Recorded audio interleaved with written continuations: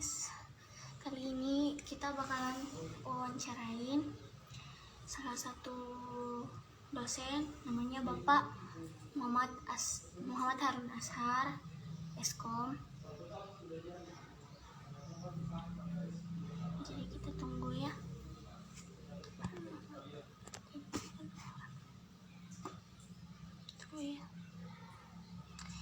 Jadi live kali ini kita bakalan bahas tentang belajar selama masa pandemik ini. Jadi kan banyak kendala-kendala yang ada di pandemi ini, apalagi terutama sekolah.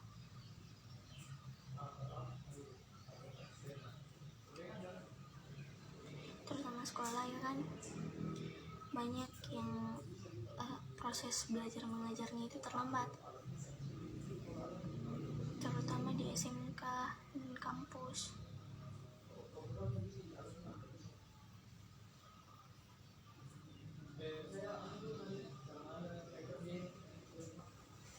Apalagi ada orang kan, orang kuliah kan biasanya KKN, jadi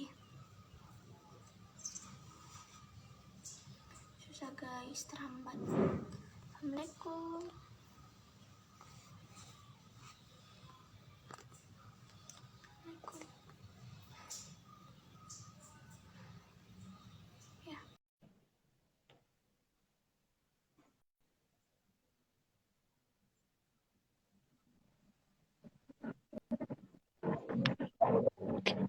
Ya, halo. Halo, assalamualaikum warahmatullahi wabarakatuh. Nah, kali ini kita bakalan bicara tentang proses belajar selama masa pandemi. Di sini ada Pak Harun. Jadi kita bakalan kesibukannya belakangan ini apa aja? Kenapa? Kesibukannya belakangan ini apa aja? Ya, kesibukannya paling ngajar, kerja beberapa proyek dan lain-lain ya. Nah, kan pandemik ini banyak ya kendalanya dalam proses belajar, terutama di kampus, SMK dan SMA. Jadi gimana cara Bapak supaya anak-anak Bapak tuh tetap belajar dengan bagus di kampusnya? Oke ya, sebelumnya saya perkenalkan diri dulu. Ya, halo semuanya. Selamat sore, selamat bergabung di acaranya Ade Hasnawiyah yang ini ya, membahas tentang temanya tentang selama masa pandemi seperti apa itu pembelajaran ya, kendala dan prosesnya ya. Sebelumnya saya perkenalkan diri dulu, nama saya Muhammad Harun Ashar Eskom. Saya seorang pengajar atau dosen di Universitas Tomakaka Mamuju. Suatu saat ini ya saya masih selagi kuliah juga saya mengajar ya. Nah, untuk pertanyaan tadi mengenai apa-apa saja yang menjadi solusi ya untuk pembelajaran daring di masa sekarang. Sebenarnya kalau kita melihat pandemi yang ada sekarang ini, ya kita tidak bisa berbicara banyak ya. Kalau misalnya kita berbicara tentang pendidikan secara pandemi ini, yang dimana segala aktivitas pendidikan kita ganti secara online ya. Nah, kalau kami sendiri di kampus Tomakaka, ya kami menerapkan pembelajaran daring.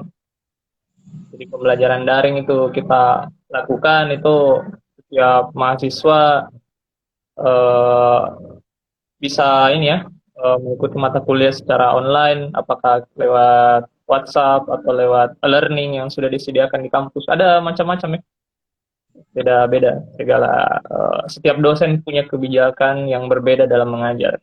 Jadi seperti itu. Jadi gimana nih Pak kendalanya selama masa pandemik ini? Apalagi kan pasti banyak orang yang jaringannya kurang memadai ya Pak, terutama di bagian-bagian yang di atas kan Pak, Mamuju ini luas, jadi ada yang di atas gunung, terutama di bagian-bagian bawah Pak. Bagaimana cara mengatasinya? Sebenarnya kalau kendala-kendala yang ada di terutama kita di Sulawesi Barat, Mamuju memang paling utama itu adalah kendala jaringan ya. Tidak bisa dipungkiri bahwa jaringan itu mempengaruhi sekali dalam kita proses belajar mengajar di dalam kelas atau di kampus atau di sekolah ya. Itu karena terkadang kan banyak adik-adik juga yang rumahnya susah untuk dapat sinyal, sedangkan jaringan itu sangat dibutuhkan di dalam pembelajaran online. Nah, itu terkadang jadi masalah besar ya. Nah, kalau untuk di saya sendiri sebagai dosen itu, jadi kalau di kelas saya itu menerapkan ada 2 kelas. Sebelum adik-adik semua masuk untuk mata kuliah saya ya. Kalau misalnya di kampus Pemakaka, saya itu menerapkan 2 kelas, yaitu kelas online dan kelas offline. Jadi untuk siswa-siswa yang tidak bisa mengikuti kelas online, itu bisa ikut kelas offline. Nah, caranya bagaimana kelas offline? Jadi kalau kelas offline ini saya berikan materi dan tugas mandiri. Jadi selama mereka tidak mengikuti perkuliahan secara online, nah mereka bisa membaca materinya. Jadi setiap itu ada buku paket yang nanti akan saya kasih. Jadi harus pelajari buku paketnya. Nah, di dalam juga ada beberapa latihan dan kuis-kuis ya. Jadi itu mereka akan coba pelajari secara mandiri, secara sendiri ya. Nah, tapi kita tidak bisa pungkiri bahwa terkadang adik-adik juga kalau disuruh belajar mandiri juga terkadang malas. Jadi mereka kalau kita suruh belajar ya paling dia beli saja itu buku terus dia tidak pelajari ya. Nah, untuk mengantisipasi itu ya saya berikan mereka untuk responsi. Jadi setiap 2 kali dalam 1 semester itu di pertengahan dan di akhir semester itu mereka wajib untuk datang responsi.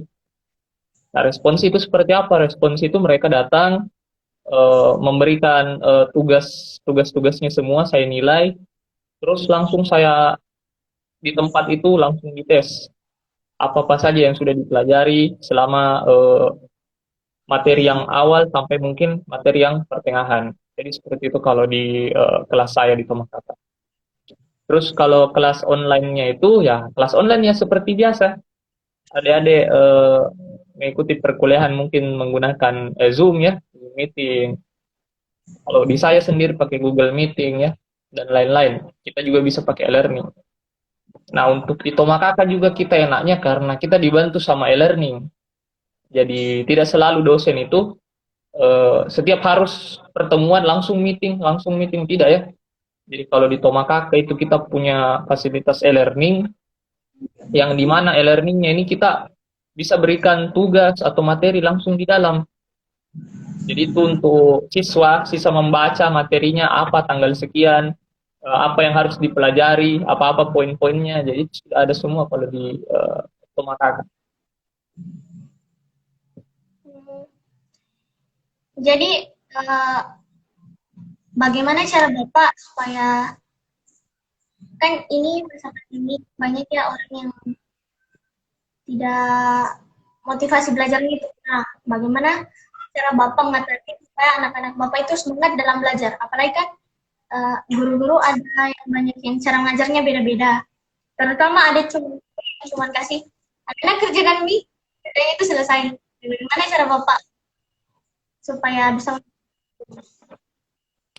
motivasi belajar ya?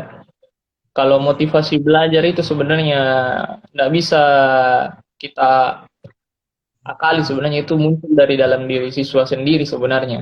Nah, mungkin untuk kalau cara saya sendiri biar adik-adik semua bisa enjoy dalam belajar itu, biasanya saya berikan video-video. Jadi dalam materinya saya itu biasanya video saja, nonton video. Itu nonton video, setelah itu langsung ada kuisnya ya. Jadi kalau misalnya sudah dia nonton video materi, oh materinya ini yang dijelaskan ya. Terus sudahnya itu setelah itu mereka harus menyimpulkan dari materi itu apa yang dia dapat. Nah, mungkin bisa seperti itu menggunakan video. Ada juga beberapa saya pikir untuk metode-metode yang lain, tapi sepertinya tidak efektif ya. Kayak kita tidak bisa pungkir bahwa di Mamuju sendiri banyak terkendala jaringan orang, jadi kita tidak bisa kategorikan semua sama jaringannya. Jadi mungkin kalau untuk saat ini saya cuma motivasinya itu cuma untuk video saja. Kalau mungkin juga di dalam kelas bisa mungkin bercanda-canda sedikit sama adik-adik mahasiswa seperti itu ya.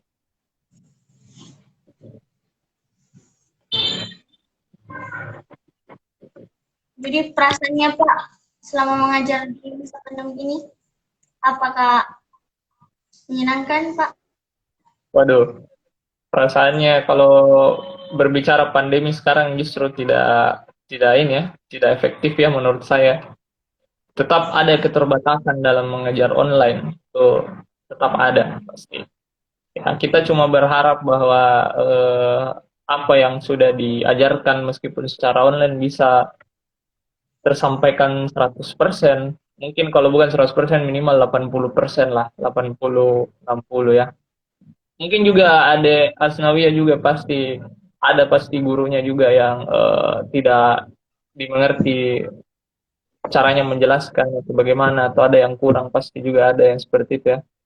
Nah, itu tergantung dari minat motivasi kalian sendiri untuk belajar. Makanya itu kalau di kampus sendiri itu kita bisa menerapkan yang namanya kampus mandiri, yaitu tidak lagi kita terlalu bergantung pada guru atau dosen, ya kita cari ilmu sendiri sebenarnya. Jadi kalau bedanya jenjang kuliah sama jenjang adik-adik semua yang masih SMK, SMA itu perbedaan margin pendidikannya itu memang beda sekali deh. Kalau misalnya di kuliah itu kita dituntut untuk mandiri. Jadi kalian harus bisa untuk mencari materi sendiri, kalian harus bisa mencari ilmu sendiri. Jadi dosen itu kalau di kampus kita cuma kasih tahu arah-arahnya untuk menuju ilmu ini begini begini begini. Jadi tidak semua, tidak 100% kita kasih karena keterbatasan waktu. Itulah terkadang di SMK atau SMA itu mereka mau semua materinya itu full dia jelaskan. Nah itu agak setengah mati sebenarnya kalau di SMA. Makanya ada dia seharusnya kalau misalnya materi yang terlalu padat itu bisa dipersingkat saja, berikan kepercayaan kepada anak-anak untuk bisa menggali potensinya sendiri, menggali ilmunya sendiri. Karena sangat berbeda itu kalau ilmu yang diberikan disuapi atau daripada kita cari sendiri itu berbeda sekali. Tapi tetap juga harus mengarahkan. Nggak bisa juga kalau ada cari cari sendiri tapi tidak diarahkan. Itu pentingnya makanya di sekolah kadang kita diskusi atau apa dan sebagainya itu uh, untuk bisa guru ataupun siswa bisa mengetahui oh yang mana salah, yang mana benar, itu pentingnya diskusi terkadang.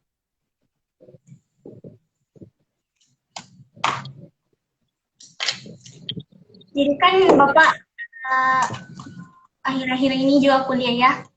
Gimana Pak kuliahnya? Apakah Gimana? kuliahnya Pak? Apakah baik Pak? Kenapa kuliah saya? Enggak, kuliahnya menyenangkan dengan Ya kalau kuliah ya seperti itulah karena saya sekarang studi pasca sarjana itu berbeda dengan studi S1 maupun sekolah deh. Jadi ya kalau kita jenjang S2 itu untuk menyenangkan tidaknya ya otomatis namanya menuntut ilmu yang susah ya pasti butuh perjuangan ya. Jadi kalau untuk S2 itu kita menuju jenjang S2 itu bukan lagi kita motivasi setengah-setengah, harus betul-betul dijalani betul-betul baik dengan baik ya. Ndak sudah beda motivasinya deh. Kalau misalnya adik-adik yang masih SMA mungkin yang masih yang adik-adik S1 mungkin masih sekolah, mungkin merasa dirinya masih sekolah untuk bahagiakan orang tuanya atau mungkin disuruh sama orang tuanya sekolah. Nah, kalau kita S2 memang bukan karena orang tua tapi memang dari diri sendiri. Jadi beda motivasinya lagi.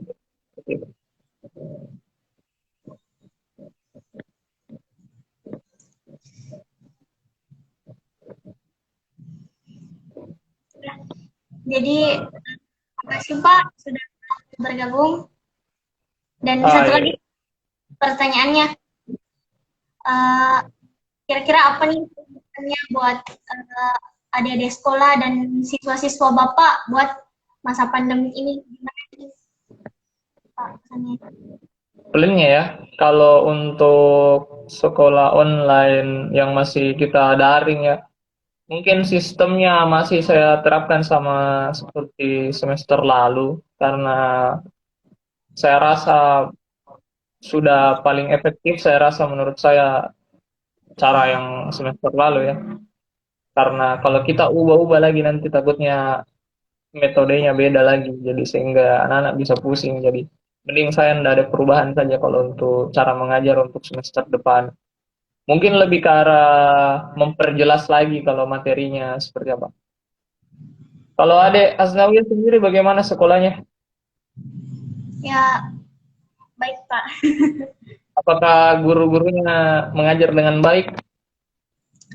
Ya, alhamdulillah sebagian.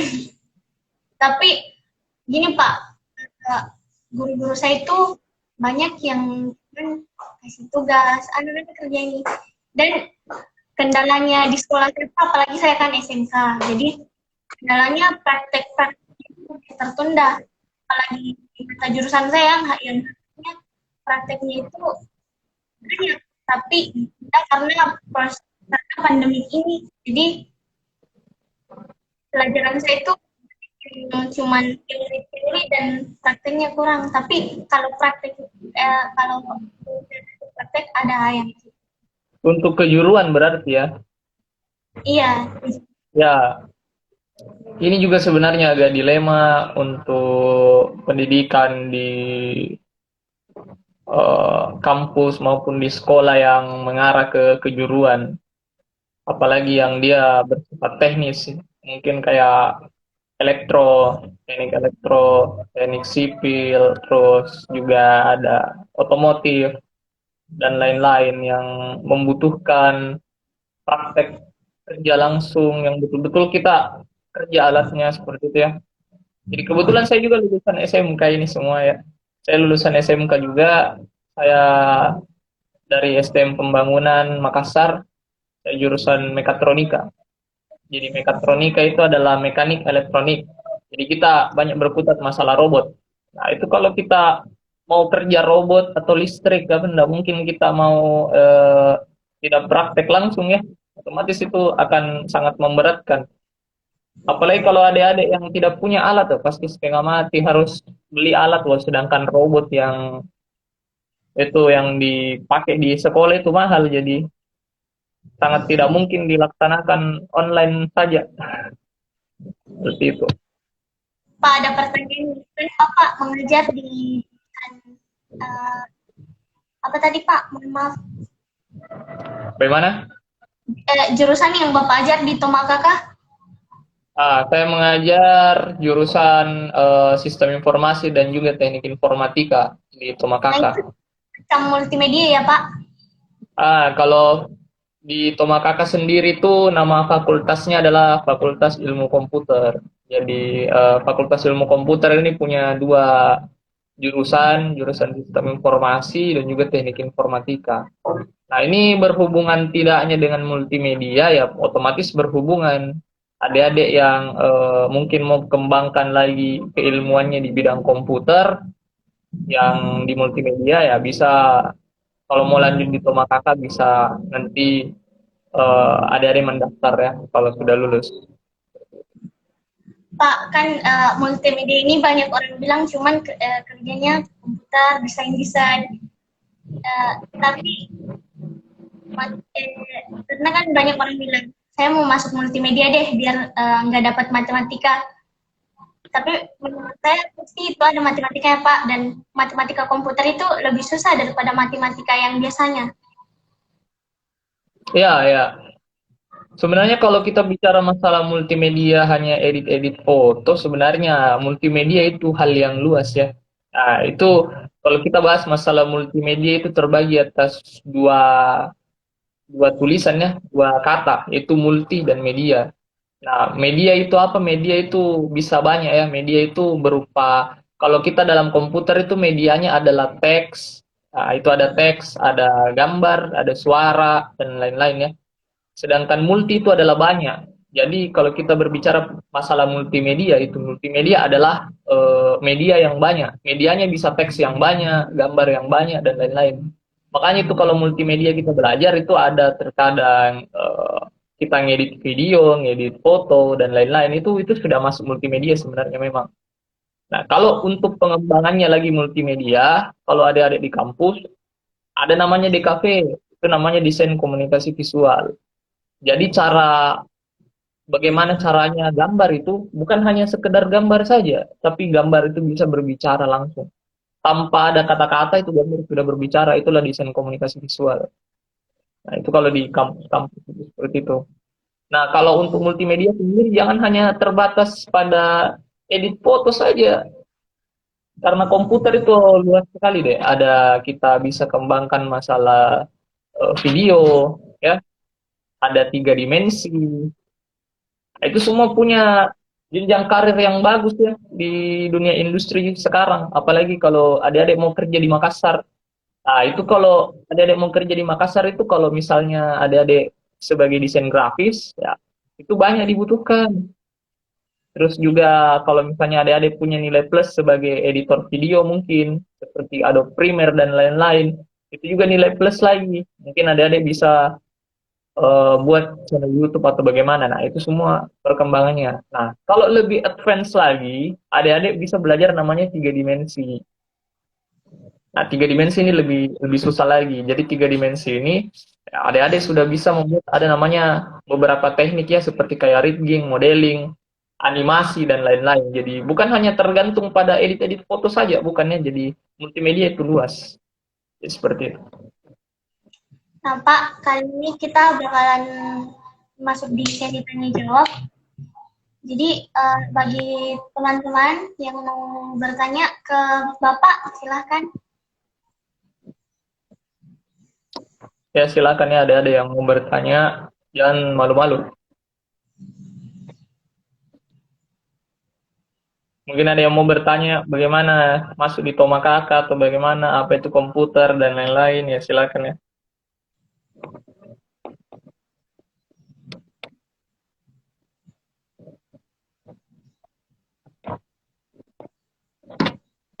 Mungkin Hasnawi ya dulu, mungkin ada pertanyaan mungkin yang mau ditanyakan sembari menunggu temannya bertanya.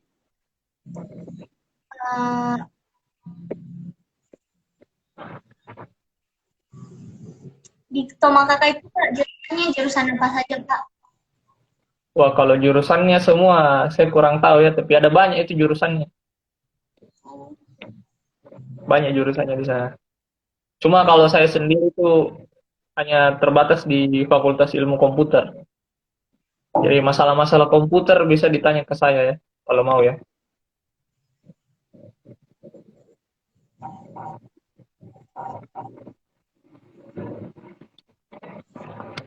Nah, itu juga kalau misalnya kita bicara masalah tadi, matematika komputer, jadi kalau mau hindari matematika, jangan ke multimedia, salah ya.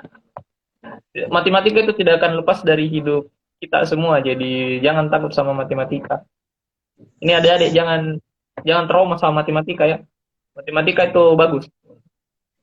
Meskipun kalau sudah masuk ke matematika kejuruan yang sudah masuk ke bidang-bidang masing-masing itu akan lebih terspesifik lagi.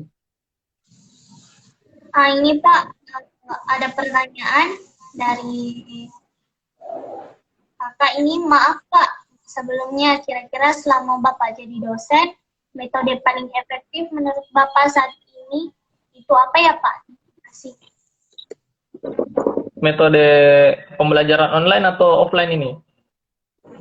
Ya, kalau misalnya secara daring, untuk saat ini menurut saya paling baiknya kita kasih materi video, kalau untuk saya sendiri. Karena dengan video itu adik-adik tidak malas buka. Jadi kalau biasanya ada anak adik-adik semua yang agak-agak parno sama tulisan yang banyak ya. Jadi kan kalau materi itu terlalu banyak buku kalian baca pasti kalian pusing ya. Pasti adik-adik semua merasakan itu kalau misalnya kalian baca buku yang banyak pasti pusing kepalanya kalian. Nah, makanya kalau saya sendiri, materi-materi yang ada di buku itu saya rangkum menjadi sebuah video. Jadi nanti adik-adik cuma melihat video saja. Jadi materinya itu bisa adik-adik ikuti lewat video. Nah, nanti setelah video itu baru kita recap apa-apa yang kalian telah dapat setelah menonton video itu. Apakah kalian bisa tangkap semua ilmu yang ada di video itu atau tidak? Nah, seperti itu mungkin kalau metode saya yang paling menurut saya paling efektif untuk saat ini. Kalau untuk pembelajaran online, karena menurut saya juga video lebih bagus ya karena kita kalau misalnya Zoom meeting terkadang banyak sekali yang terkendala masalah jaringan. Jadi itu saya sangat eh, prihatin juga ya karena nggak bisa juga salahkan adik-adik semua yang di daerah-daerah rumahnya karena tidak ada jaringan juga. Saya nggak bisa paksa juga untuk selalu mengikuti kelas saya kalau Zoom ya. Ya, masa mau saya paksa terus adik-adik Zoom ikut Zoom meeting sedangkan jaringannya tidak bagus? Ya, jadi saya sebagai dosen juga harus mengerti bahwa tidak semua orang memiliki koneksi yang bagus. Makanya saya sediakan video. Jadi video itu bisa dinonton setiap saat. Jadi saat misalnya adik-adik juga lupa materinya ya, sisa nonton videonya lagi kembali. Jadi seperti itu kalau menurut saya. Apa ada lagi? Jadi metode Bapak efektif video ya Pak? Ya, dengan menggunakan materi video. Kalau menurut saya ya, Biasanya Pak, selain Zoom meeting Pak, pasti ada wilayah yang lain di YouTube. Gimana Pak? Kalau bagaimana? videonya kan, nananya kan ada yang YouTube Pak, supaya anak-anak videonya lebih terlihat Pak. Kapan saja. Penggunaan YouTube ya. Ya, kalau saya sendiri untuk taruh videonya itu menggunakan YouTube. Jadi saya menggunakan platform YouTube untuk menyimpan video-video materi saya. Jadi untuk adik-adik yang kan itu YouTube itu pasti semua adik-adik punya lah aplikasinya di handphone, tidak mungkin tidak ya. Pastinya semua punya. Jadi tidak ada alasan untuk tidak buka materinya. Dan itu juga bisa di-download. Jadi ada yang jelek jaringannya mungkin kalau dapat jaringan bagus download cepat. Jadi tidak ada alasan ya kalau misalnya untuk mau belajar. Jadi itu kita kalau saya sendiri sebagai dosen itu sering kasih kemudahan. Jangan selalu mau kasih anak-anak tugas-tugas saja yang tidak jelas, mencatat-mencatat yang tidak belum tentu dia mengerti kalau menurut saya. Karena terkadang juga itu bikin ya kalau apalagi di rumah ya kita berbicara adik-adik semua yang masih mungkin kuliah atau sekolah mungkin untuk adik-adik semua mungkin motivasi belajarnya kalian rendah sekali karena itu terus tugas terus dapat ya. Nah, tapi beda dengan kalau misalnya yang kita yang punya motivasi belajar tinggi itu meskipun tugas banyak mungkin tidak masalah. Tapi yang ini yang motivasi belajarnya rendah ya bagaimana kita berikan dia kemudahan biar dia tidak banyak alasan lagi. Jadi alasannya satu saja alasannya kalau misalnya nilainya jelek, satu saja alasannya berarti dia malas. Kita sudah tidak terlalu kasih tugas, kita cuma kasihkan dia video, dia hanya menonton, merangkum materi apa yang didapat. Keterlaluan kalau tidak ngerti dong ya. Sedangkan kalau misalnya ada yang tidak mengerti, silakan ditanyakan di grup WA. Jadi ya, sungguh mudah sekali hidup Anda untuk belajar ya, jangan dipersulit. Jadi seperti itu. Pak, banyak juga nih guru-guru Pak yang siswanya itu banyak yang posting-posting status ya Pak, kesana kesini, apalagi di pandemi kan orang dilarang keluar, tapi masih banyak juga yang kayak keluar-keluar terus tugasnya itu numpuk Pak. Jadi Oke, kalau untuk orang yang masih ngalur ngidul, tidak ikut sekolah, padahal dia pergi main-main di luar ya, itu sebenarnya tanggung jawab dari dirinya sendiri sebenarnya. Nah ini kalau adik-adik semua masih SMA, mungkin belum merasakan ya bahwa eh, kalau adik-adik main-main di pelajaran itu bisa dampaknya bahaya. Nah ini makanya saya sering kasih tahu buat adik-adik yang maba, untuk yang maba, karena mereka masih terbawa sama kultur yang ada di SMA. Jujur kultur adik-adik yang di SMA ini rata-rata kayak masa bodoh sama sekolah, masa bodoh sama pelajaran. Nah, sedangkan kalau ya mereka selalu masa bodoh karena gurunya juga terkadang ada yang masa bodoh, bahkan nilainya jelek pun mereka tetap naik kelas ya. Itu yang kurang bagusnya sebenarnya sekarang. Karena adik-adik yang nilainya jelek, karena nilainya jelek tidak naik kelas, akhirnya mereka kayak, oh ya udah, malas saja, tidak masalah, tetap naik kelas, tetap lulus. Nah, ini yang agak menurut bahaya sekarang ya. Kalau melihat zaman sekarang, karena kalau zaman dulu kita memang ada yang jelek nilainya, oh, tetap tinggal kelas, tidak akan naik, dia akan disuruh mengulang lagi 1 tahun. Nah, kalau zaman sekarang itu tidak ada yang lagi tinggal kelas pasti.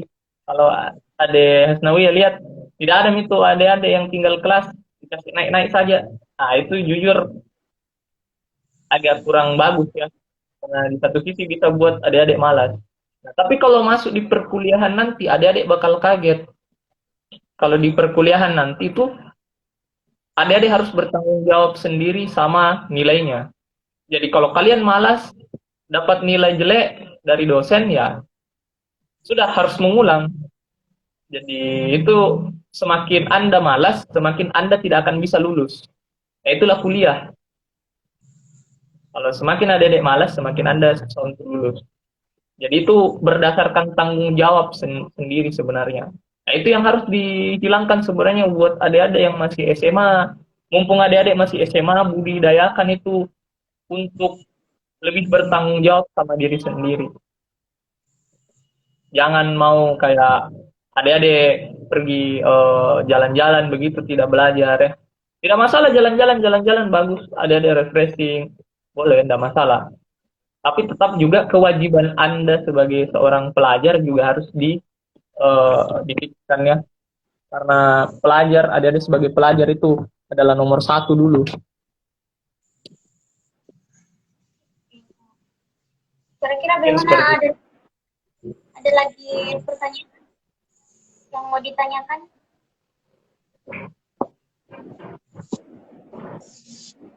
Sangat susah juga ya kalau misalnya dibilang anunya, apalagi kalau orang tidak mendukung, orang tuanya tidak kontrol gitu tentang belajarnya.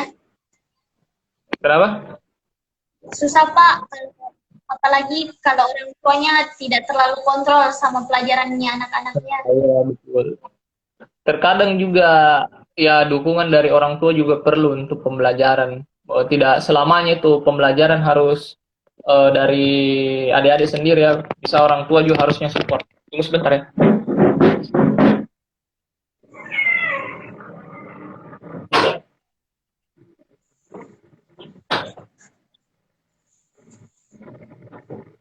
Oke, mohon maaf. Jadi orang tua juga itu harus bisa support 100% untuk anak-anaknya semua. Jadi itu kalau adik-adik zaman yang masih SD ya, kalau adik-adik yang SD itu dia belajar online-nya itu mereka didampingi sama orang tua. Nah, tapi yang tidak efektif adalah terkadang orang tua banyak yang tidak paham. Banyak orang tua yang tidak paham bahwa adik-adik ini sebenarnya kalau lagi sekolah untuk SD dan SMP bagusnya adalah didampingi supaya adik-adik ini bisa dikontrol. Karena untuk adik-adik masih SMP dan SD itu terkadang masih susah untuk mengontrolnya, untuk belajar dengan baik ya. Beda dengan kalau SMA. SMA itu harusnya adik-adik sudah punya rasa tanggung jawab pada diri sendiri. Makanya kayak saya bilang tadi, jangan itu paradigma SMA atau SMK adik-adik semua, jenjang menengah atas, adik-adik malah kelayapan, tidak jelas, tidak tanggung jawab sama pelajarannya dan lain-lain. Justru dengan adik-adik sudah SMA, adik-adik harus menunjukkan, oh saya bukan lagi anak kecil, saya sudah merana ke remaja, ke dewasa, saya harus lebih bertanggung jawab pada diri sendiri. Nah, itu yang penting. Seperti itu kalau misalnya untuk adik-adik SMA harusnya bisa lebih bertanggung jawab lagi.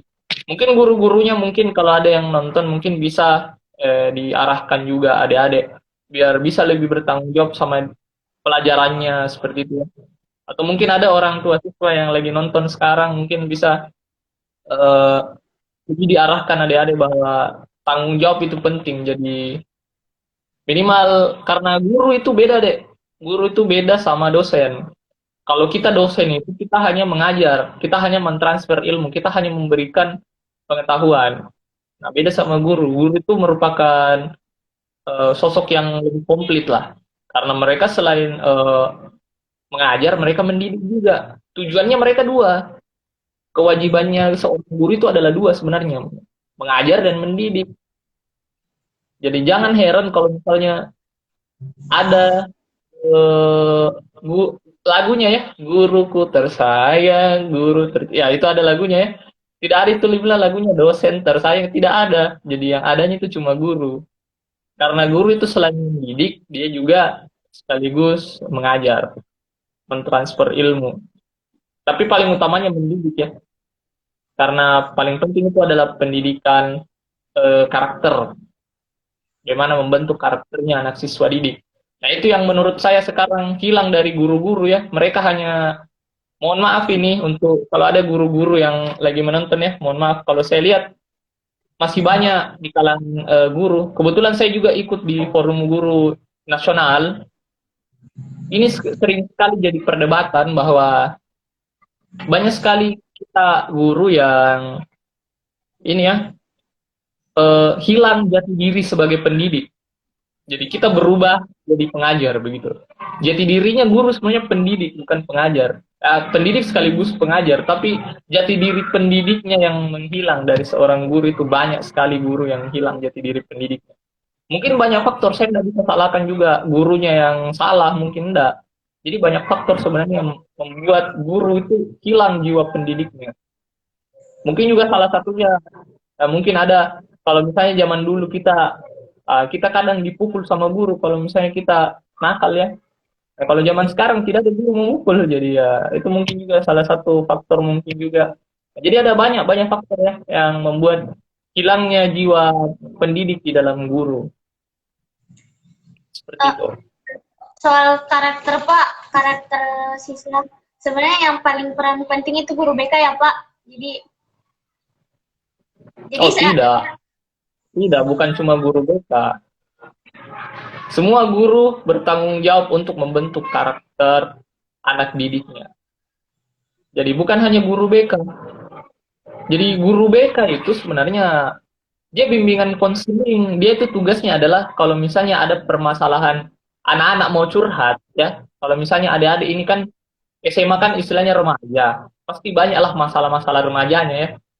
Contoh mungkin kayak percintaan, masalah keluarga mungkin, atau mungkin masalah-masalah yang nggak bisa kalian ceritakan sama temanmu. Nah, itu gunanya guru BK. Sebenarnya bukan guru BK gunanya menghukum, salah. Guru BK itu adalah lebih ke arah konsultasi, tempat konsultasinya siswa.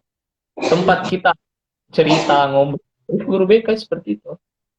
Jadi kalau di luar negeri, guru BK-nya itu adalah lulusan-lulusan psikologis yang dimana mereka ngerti psikologi anak. Jadi kalau kita bicara sama mereka enak. Adik-adik mau curhat atau apa itu bisa di guru BK. Nah ini yang hilang ini juga guru BK perannya. Ya dimana guru BK kerjanya cuma apa? Bawa gunting keliling-keliling. Toh, biasa di sekolah kan? Bawa gunting keliling-keliling. Mana toka seperti itu. Bahkan ada guru BK yang cuman masuk terus anak-anak catat ya apa itu bimbingan konseling.